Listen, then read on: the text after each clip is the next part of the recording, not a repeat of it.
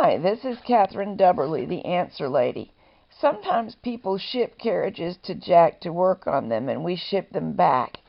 It's unbelievable how roughly the post office handles these packages, so Jack wants to show you how to make sure the carriage arrives safely. Okay, there's several reasons why we're going to make this video. First of all, we're always encouraging people that send us carriages to work on to insure them. Now, let me just show you right here. You see, the package is completely busted open right there. On this end, the end of the package is completely loose. It's come untaped. And it's damaged on this end too. What we try to emphasize here is that there's damage too. The best job you can do, sometimes these things get handled very, very roughly in transit.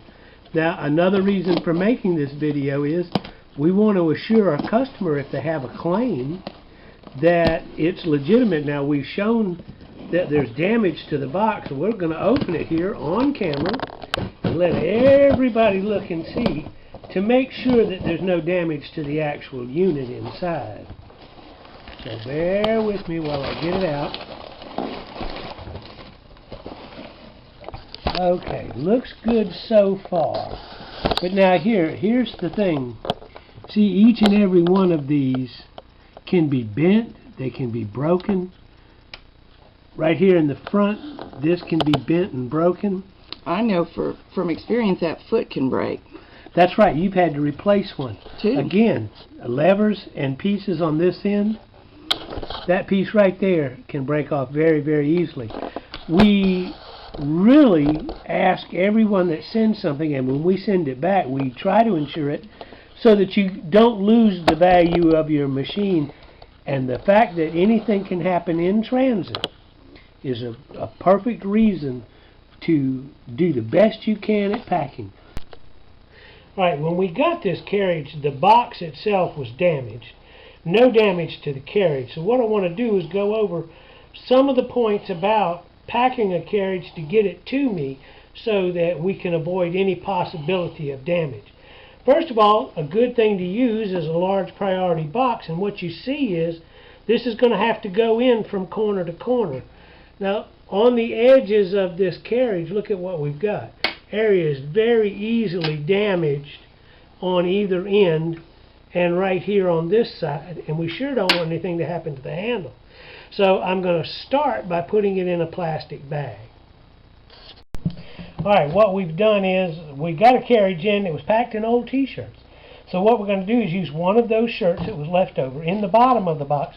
And what we always want to do is put the carriage as low in the box as we possibly can so the weight's at the bottom. And the bottom of your carriage is always the flat part.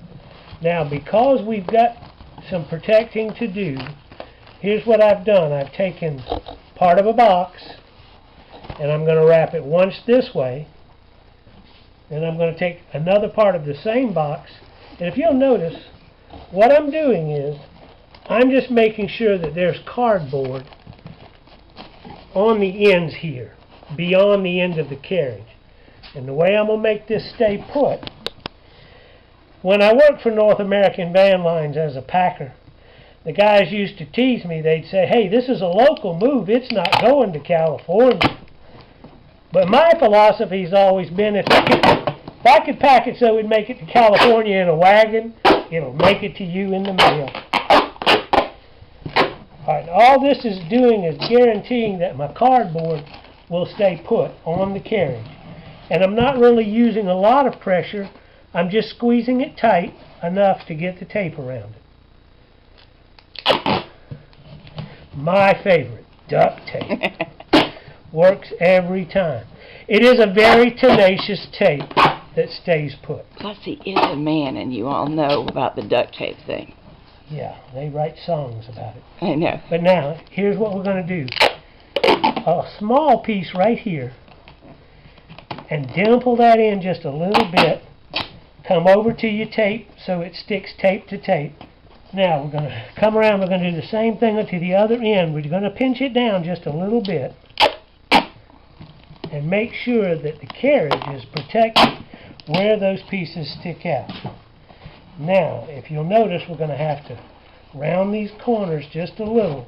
But look at how nicely this is going to fit into our box. Well, you don't want it to wiggle once it's in there, and you're Right. arranging for that. Right.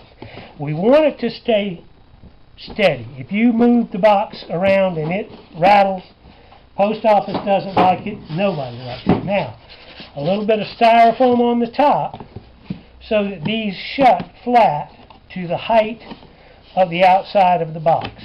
I'm going to do a little packing around the sides with some either plastic bags or with some bubble wrap.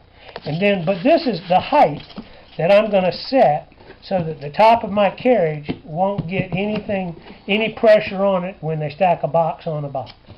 This one will be going home shortly, but it'll get there safe. Alright, we filled in with plastic peanuts. Again, we try to recycle every piece of packing that comes in here. And what we'll do is we'll take a picture of this before we close it up in case we have to make an insurance claim, because when they leave here they're worth a lot of money. They've been worked on by me, and we want to make sure it's insured for a price to replace it.